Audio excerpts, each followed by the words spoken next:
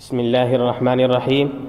الحمد لله رب العالمين، والصلاة والسلام على سيد الأنبياء والمرسلين وعلى آله وأصحابه ومن تبعهم بإحسان إلى يوم الدين. أما بعد، فيا أصحاب السعادة من ضيوفنا الكرام وأساتذتنا البررة وتلاميذنا الصفوة، قال الله تبارك وتعالى في سورة الذاريات: أعوذ بالله من الشيطان الرجيم، بسم الله الرحمن الرحيم. هل أتاك حديث ضيف إبراهيم المكرمين إذ دخلوا عليه فقالوا سلاما قال سلام قوم منكرون فراغ إلى أهله فجاء بعجل سمين. فأحييكم جميعا بتحية الإسلام بتقدير وإجلال وبتعظيم وتبجيل. السلام عليكم ورحمة الله وبركاته. وعن ابن عباس رضي الله تعالى عنهما قال: لما قدم وفد عبد القيس على النبي صلى الله عليه وسلم فقال: مرحبا بالوفد الذين جاءوا غير خزايا ولا ندامة. فنحن أيضا نرحب بضيوفنا الأعزاء الذين شرفنا اليوم بهذه الزيارة اللطيفة لجامعتنا، مع أننا لسنا ندري كيف نوافيكم حقكم، وقد سبقتمونا بالكرم واللطف غرفا. قد أدخل قدومكم الفرح والسرور إلى قلوب معلميها وطلابها ومديرها، والجامعة كذلك ترحب بكم وتفرش لكم الورود وتعطر دروبكم بالريحان، راجين من الله العظيم أن تكون زيارتكم هذه ذات فائدة ومتعة. ونتقدم جميعا بخالص الشكر والامتنان للشيخ مولانا محمد نوشاد القاسمي حفظه الله ورعاه، الذي استضاف الضيف واستقبله وجعل حضوره في جامعتنا ممكنا ومتيسرا، فجزاك الله جزاء موفورا. أيها الإخوة، أما الجامعة تعليم القرآن فهي جامعة مشهورة في مدينة بنغلور، وهي تقع بالقرب من الحديقة الوطنية على طريق بانرغاتا. وهذه الجامعة تشرف عليها اللجنة التعليمية للمدرسة العربية تعليم القرآن الواقعة في بلدة بسم الله نغر من مدينة بنغلور بولاية كرناتكا في الهند. وفي الوقت الحاضر يستفيد من خدماتها الدينية والتعليمية أكثر من 250 تلميذا، كلهم يقيمون فيها، والجامعة توفر لهم جميع التسهيلات من القيام والطعام مجانا. ولا يخفى أن الله تعالى قد جعل العلماء ورثة الأنبياء في تعليم القرآن وتزكية النفوس، فحاول العلماء للقيام بهذه الواجبات في أشكال شتى، منها قيام المدارس والجامعات، فهي قلعة حصينة لحفظ الدين والشريعة. ونظرا إليه أسس عميد الجامعة فضيلة الشيخ المفتي افتخار أحمد القاسمي حفظه الله ورعاه هذه الجامعة، وبذل قصارى جهوده في ترقيتها، فطفق يرتحل إليها عدد كبير من الطلاب لحفظ القرآن الكريم وتلقي العلوم العربية والشرعية من الصف الأول إلى الصف السابع العربي. فهم يأخذون هذه العلوم الدينية والمعارف الإسلامية من الأساتذة الذين يسعون في تعليم الطلاب وتربيتهم حتى المستطاع، ويراقبونهم ليلا ونهارا لأن يتحلى الطلاب بالأخلاق الفاضلة والشيم العالية. فأقدم لهم أجمل عبارات الشكر والامتنان من قلب فاض بالمحبة والمودة والاحترام والتقدير، ويجزيهم الله جزاء جميلا في الدنيا والآخرة.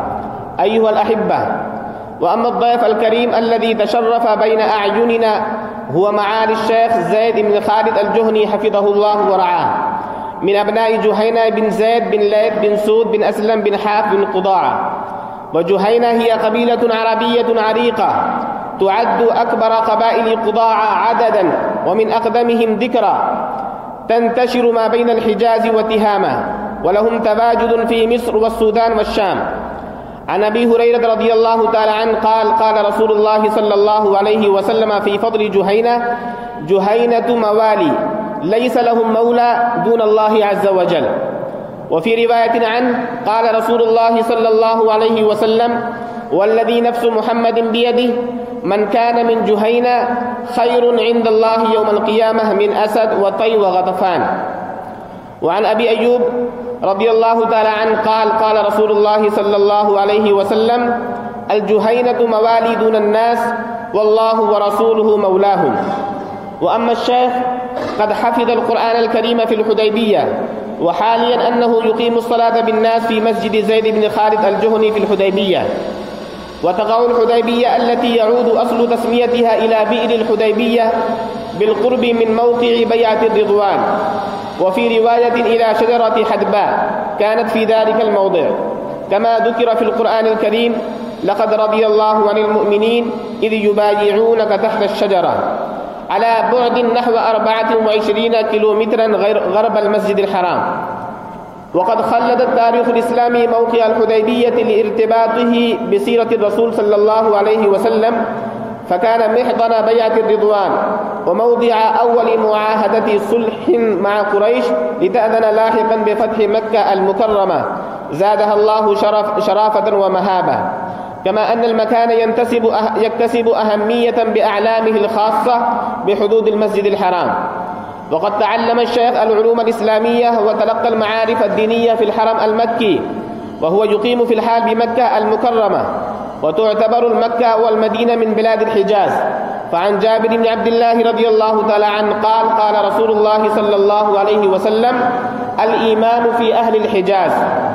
وعن عبد الله بن زيد رضي الله تعالى عنه عن النبي صلى الله عليه وسلم أن إبراهيم حرم مكة ودعا لها، وحرمت المدينة كما حرم إبراهيم مكة، ودعوت لها في مدها وصاعها مثل ما دعا إبراهيم عليه السلام لمكة.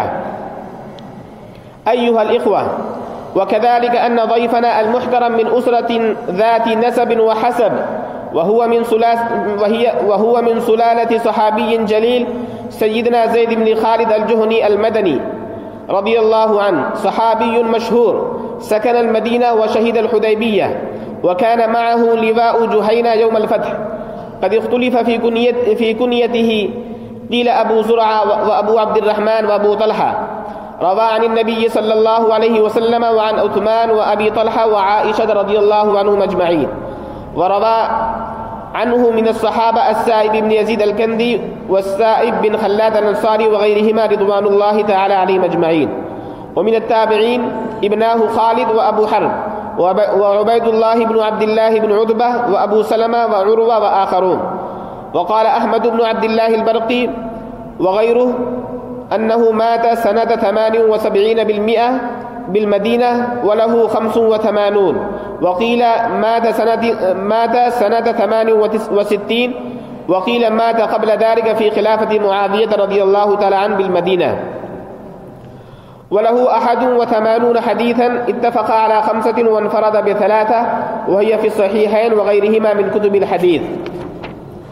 ومن مروياته مثلا عن زيد بن خالد الجهني رضي الله تعالى عنه عن النبي صلى الله عليه وسلم قال: من جهز غازيا في سبيل الله أو خلفه في أهله كان له مثل أجره من غير أن ينقص من أجره شيئا، ومن جهز حاجا أو خلفه في أهله كان له مثل أجر الحاج من غير أن ينقص من أجره، ومن فطر صائما كان له مثل أجره. وكذلك عن زيد بن خالد رضي الله تعالى عنه أنه قال: قال رسول الله صلى الله عليه وسلم: من توضأ فأحسن الوضوء ثم صلى ركعتين لا يسهو فيهما غفر الله له ما تقدم من ذنبه. أيها الإخوة، ولا يخفى على أهل الإسلام أن إكرام الضيوف مكرمة من مكارم الأخلاق، وخصلة من خصال الخير، وخلق أكيد من أخلاق الإسلام، يدل على سماحة في النفس وكرم في الطبع وإيثار للغير وشهامة ومروءة وإيمان بما عند الله تعالى من العوض والفضل. ومن إكرام الضيف الترحيب بالضيوف، فأرحب بهم بقول الشاعر: تحيا بكم كل أرض تنزلون بها كأنكم في بقاع الأرض أمطار، وتشتهي العين فيكم منظرا حسنا كأنكم في عيون الناس أزهار، ونوركم يهتدي الساري لرؤيته كأنكم في ظلام الليل أقمار. لا أوحش الله ربعا من زيارتكم يا من لهم في الحشاب القلب تذكار.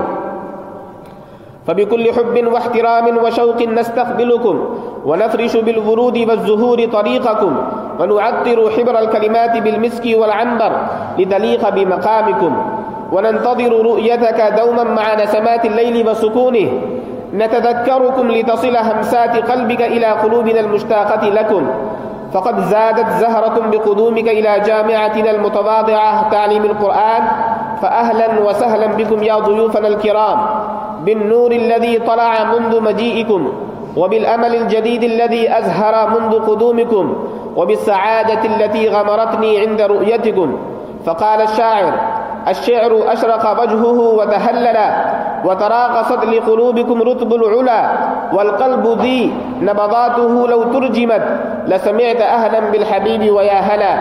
يتزاحم الترحيب يسبق بعضه بعضا، ويأتي بعضه متمهلا يختار أفضل حلة يكسو بها الألفاظ حرفا أجملا. أيها الأحبة، أحبوا العرب امتثالا بأمر رسول الله صلى الله عليه وسلم، حيث قال: أحب العرب لثلاث: لأني عربي، والقرآن عربي، وكلام أهل الجنة عربي. فنحن نحبكم أيها الضيف الله، لأن الحب في الله شيء جميل فيه الأجر وفيه الخير، والحب في الله من الطاعات وهو يقربنا إلى الله. نحبكم في الله لأن الحب في الله للقلب نور يبعث فينا أهل الشعور، حب الجمال وحب الناس يجعل في القلب الإحساس. نحبكم في الله لأن الحب في الله سر النجاح، سر المحبة والفلاح، والحب في الله أحلى النعم نرقى به أعلى القيم. وأخيرا أدعو الله أن ينفعنا بما علمتنا من العلم الذي يقربنا منه، ويعلمنا ما ينفعنا في حياتنا الدنيا، ويفتح علينا من بركات السماء والأرض، ويوفقنا كل التوفيق للخير من الظفر وإدراك الغاية. وأسأل الله أن يرزقنا الصحة والعافية، ويبعد عنا كل ما يؤذينا، ويبارك لنا في أوقاتنا، ويمنحنا نصيبا أوفر من خدمة العلم والدين إلى آخر الأنفاس. وآخر دعوانا أن الحمد لله رب العالمين، والصلاة والسلام على نبيه محمد وعلى آله وصحبه أجمعين، والسلام عليكم ورحمة الله وبركاته.